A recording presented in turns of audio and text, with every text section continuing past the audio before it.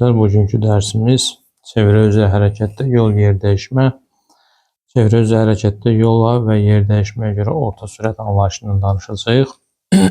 Başlayaq. Deməli, bizim getdiyimiz yol haqqında, yolun tərifini düz xətli, bərabər sürətli, dəyişən sürətli hərəkətdə yoldan danışmışdıq. Yol nə idi? Yol trayektoriyanın uzunluğu idi. Yəni cismin getdiyi addımların hamısı bizdən ötürü yol sayılırdı. İndi biz çevrə üzrə hərəkətdən danışırıq. Çevrə üzrə hərəkətdə cismin getdiyi yol elə çevrənin hissələri olacaq. Məsələn, tutaq ki, hər hansı bir çevrə üzrə hərəkət götürmüşük. Bizim çevrə üzrə hərəkətimizdə cisim tutaq ki, sadə əqrəb istiqamətində A nöqtəsindən B nöqtəsinə gəlmişdir. Artıq bu cismin getdiyi yol, şagirdlər, bax, bu AB məsafəsidir. Yəni, bax, bu əyri xət bizdən ötürü gedilən yolumuzdur. Məsələn, tutaq ki, hal-hazırda biz çevrənin 4-dən 1-ini getdiyimizə görə bizim getdiyimiz yol L bərabərdir 4-dən 1 vurulsun 2 pi-r.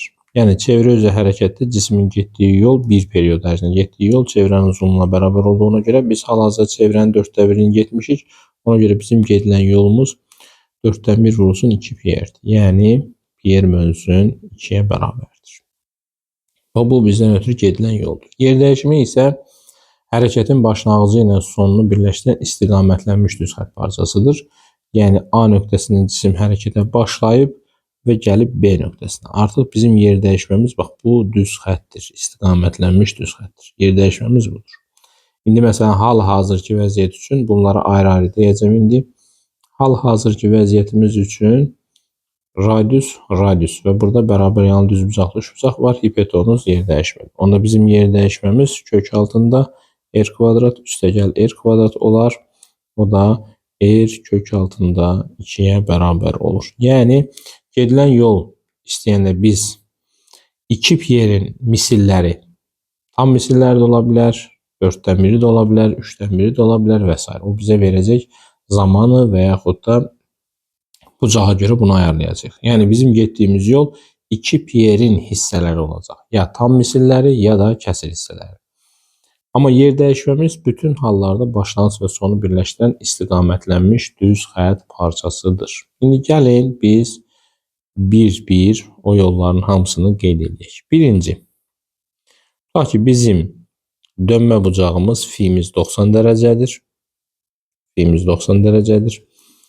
O zaman bunun radian qiymətində yazaq. Finin radian qiyməti olacaq bizdən ötürü pi bölü 2.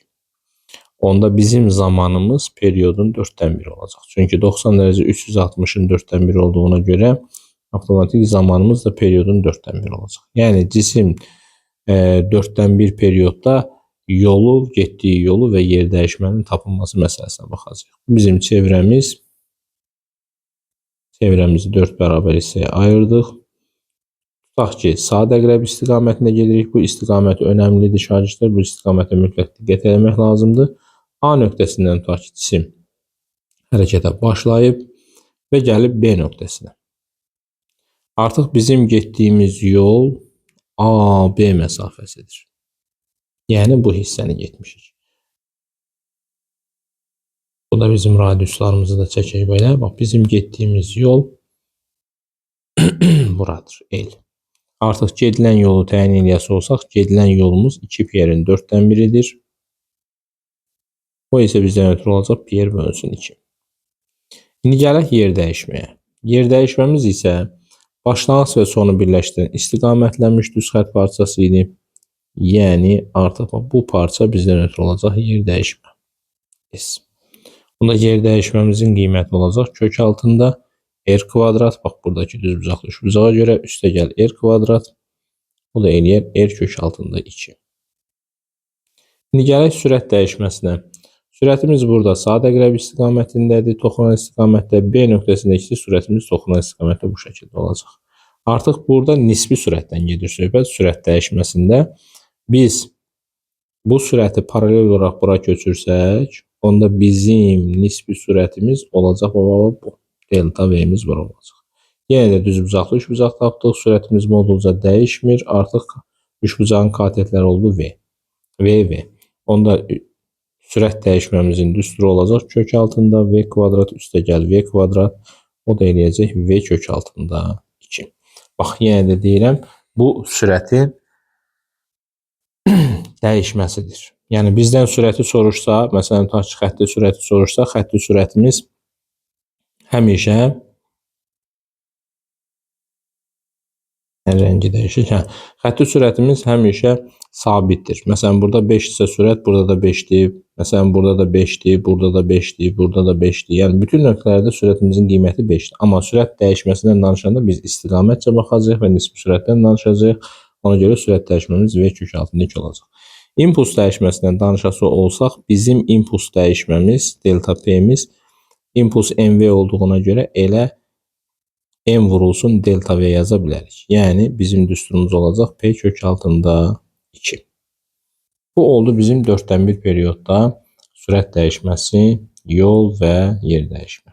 İndi ikinci hala baxaq. İkinci halımız nədir? İkinci halımız əgər bizim dönmə bucağımız 180 dərəcə olarsa. Dönmə bucağımızın 180 dərəcə olması onun radian qiymətinin pi olması deməkdir. Demək ki, bizim 180 360-ın 2-dən 1 olduğuna görə zamanımız periodun 2-dən 1. Yəni cisim çevrənin yarısını gedir. Yenə də çevrəmizi çəkək. Bu bizim çevrəmiz.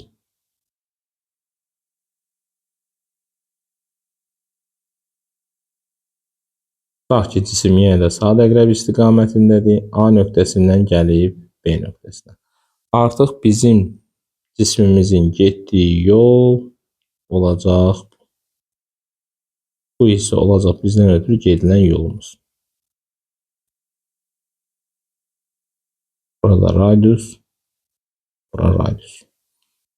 İndi gələk gedilən yolun düsturuna. Gedilən yolumuzun düsturu L bərabərdir. Olacaq 2 Pier'in 2-dən 1-i. Yəni gedilən yolumuz Pier'ə bərabərdir. Gələk yer dəyişməyə. Yer dəyişməmiz başlanğıcla sonu birləşdirən istiqamətlənmiş düz xətt parçasıdır. Artıq yer dəyişməmiz çevrəni yarıya bölən vətərdir. Yəni diametrdir. Yer dəyişməmiz olacaq 2R və yaxud da D də yaza bilərik. Gəlirik sürət dəyişməsinə. Deməli, burada bizim sürətimiz sadə əqrəb istiqamətində toxunandır. Burada isə sadə əqrəbin əksinə toxunandır. Artıq biz yuxarıdakı sürətimizi paralel bura köçürsək, nisbi sürət təyin etməkdən ötürü bunlar əks istiqamətdə yönəldi. Əks istiqamətdə yönəlmədə biz sürət dəyişməsindən danışanda sürətlərimizi cəmləyirdik. O da bərabərdir, olacaq 2V. Bu nisbi sürətdən gedir söhbət burada. İmpulsumuzun dəyişməsi isə sürətin dəyişməsi ilə eynidir. Yəni 2P'dir. Bunu 2MV də yaza bilərik. Bu oldu ikinci halımız. İndi gəlirik üçüncü hala. Üçüncü halda tutaq ki, bizim zamanımız 270 dərəcədir. 270 dərəcə artıq bizdən ötürü 3 pi bölünsün 2'dir. Radian qiyməti fi bərabərdir. T bərabərdir yazdım. Fi bərabərdir. 3 pi bölünsün 2. 270 dərəcə. Artıq 270 dərəcə o deməkdir ki, bizim zamanımız periodun 4'dən 3'üdür. Periodumuz zamanı 4'dən 3'üdürsə, o zaman yenə də şəklimizi çəkək. Artıq cisim çevrənin hansı hissəsini gedib? 4'dən 3'ünü gedib. A nöqtəsindən hərəkətə başlamışıq. Sadə əqrəb istiqamətində hərəkət edirik. Gəlmişik B nöqtəsinə. Artıq bu cismin gəldiyi nöqtə buradır. Yəni bu göy rəngdən işarələdiyim yer bizdən ötürü olacaq bizim getdiyimiz yol. Bu hissələri radius olaraq birləşdirsək, bizim cismimizin getdiyi yol bu hissədir. Artıq gedilən yolumuz L bərabərdir. 2 Pier'in 4'dən 3'ü. 2 Pier'in 4'dən 3'ü olacaq bizdən ötürü 3 Pier bölünsün 2. Bu oldu bizim gedilən yolumuz. İndi gəlirəm yer dəyişməyə. Yer dəyişmə yenə də başlanğıcla sonu birləşdirən istiqamətlənmiş düz xətt parçasıdır. Başlanğıcla sonu birləşdirən istiqamətlənmiş düz xətt parçası. Bu olur bizim yer dəyişməmiz. Yenə də düzbucaqlı üçbucağımız var. Onda bizim yer dəyişməmizin düsturu kök altında r kvadrat üstəgəl r kvadratdır. O da yenə olacaq r kök altında 2. Sürət dəyişməmizə gəlsək, sürət dəyişməmiz yenə də bu istiqamətdə sürətimiz sadə qrep istiqamətinə toxunandı. Burada isə yuxarı doğru. Bu sürəti bura paralel köçürsək, V olaraq götürsək, bizim sürət dəyişməmiz yenə də delta V bu olacaq hipotenuz. Yəni sürət dəyişməmiz bərabər olacaq kök altında V kvadrat üstəgəl V kvadrat. O da bərabərdir V kök altında 2. İmpuls dəyişməmiz də sürətlə eynidir. V kök altında 2 yaza bilərik və yaxud da biz onu MV kök altında 2 şəklində də göstərə bilərik. Gəlirik dördüncü hala. Dördüncü halımız nə ola bilər? Cisim tam periyod gedər. Yəni cisim 360 dərəcə dönər. 360 dərəcə dönən cisimdə radian qiymətimiz 2π-yə bərabərdir. Yəni bizim zamanımız periyoda bərabərdir. O deməkdir ki, artıq cisim çıxdığı nöqtəyə gəlib. Yəni bizim cismimiz A nöqtəsində idi. Çıxdı A nöqtəsindən, gəldi yenə də A nöqtəsinə. Artıq periyoda gəlmişiksə bizim getdiyimiz yol çevrənin uzunluğuna bərabərdir, 2π-dir. Cisim çıxdığı nöqtəyə qayıtdığı üçün yer dəyişməsi 0-dır. Sürətlər də eyni istiqamətdə olduğu üçün artıq eyni istiqamətdə nisbi sürət nə edir? Çıxılır. V çıx V 0-dir. O da bizim impuls sürət dəyişməmizdə 0-a bərabərdir. İmpuls dəyişməmiz də 0-a bərabərdir. Belə. İndi gəlirik 5-ci halımıza. 5-ci hal nəyə göstərəcək? 5-ci hal bizim fimiz 60 dərəcə olarsa, fimiz 60 dərəcə olması onun radian qiyməti pi bölünsün 3 olsun deməkdir. Yəni zamanımız 60 dərəcə üstün 360-ın altdan biridir. Zamanımız periyodun altdan biri olarsa. Çevrəli çəkirik.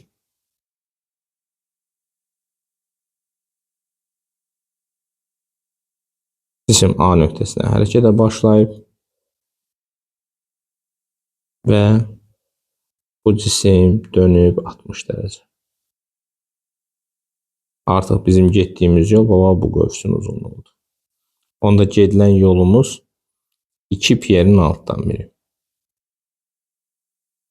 Bu eləcə bizdən ötürü π bölünsün 3. Gəlin yer dəyişməmizə baxaq. Yer dəyişmə yenə də başlanğıcla sonu birləşdirən istiqamətlənmiş düz xətt parçasıdır. Bura radius, bura radius. Bu bərabər yanlış bucaqdır. Bura 60 dərəcədirsə, onda bunlar da 60-60 olacaq.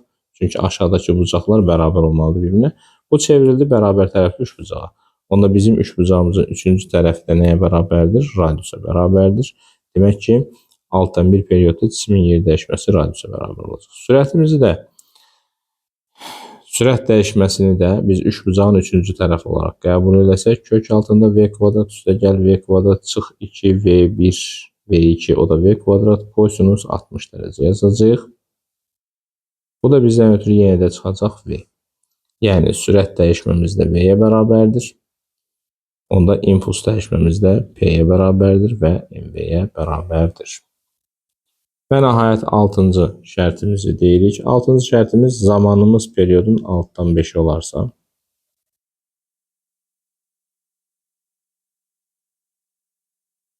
sadəcə bizim dönmə bucağımızın da olacaq 300 dərəcə, radian qiyməti 5π bölünsün 3.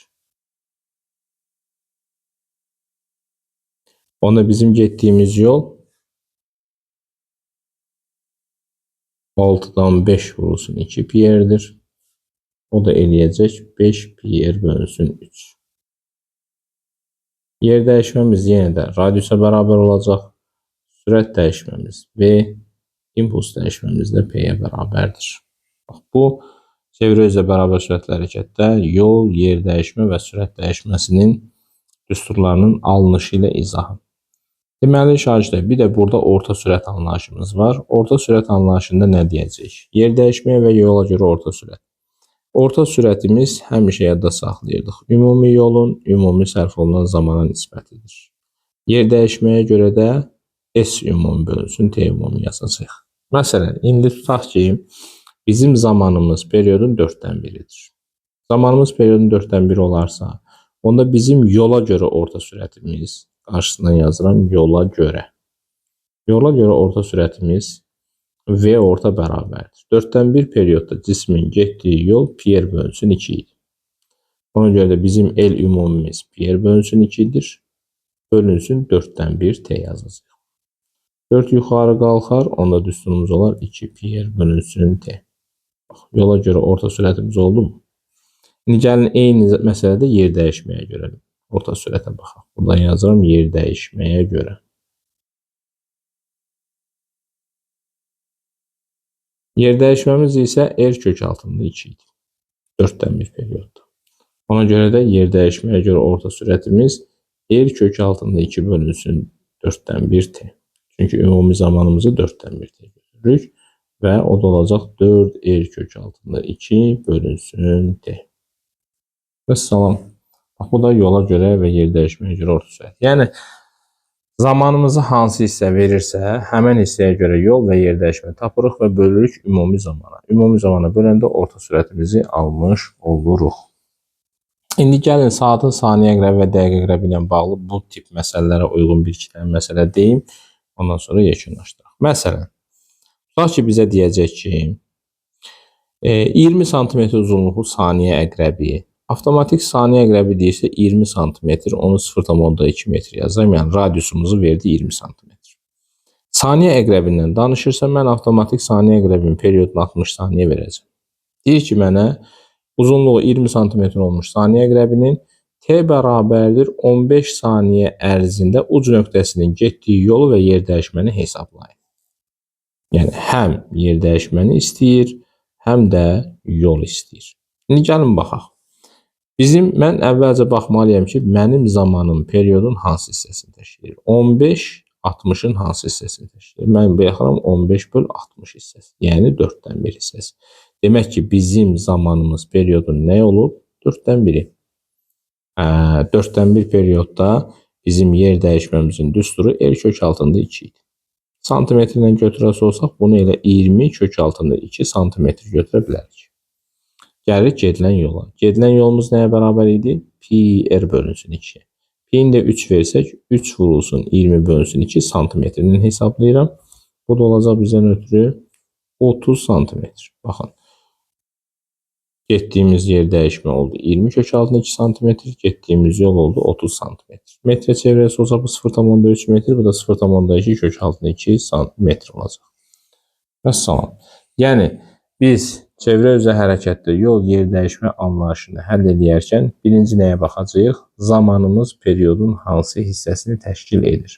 Periodun hansı hissəsini təşkil edir bildikdən sonra artıq biz çevrə üzrə hərəkətdə yol yer dəyişməmizi hesablaya bilərik və hesabladığımız yol yer dəyişməni həmin zamana böləndə yola görə və ya yer dəyişməyə görə orta sürətimizi tapmış olaraq. Bu qədər şagirdlər, diqqətinizə görə təşəkkür edirəm.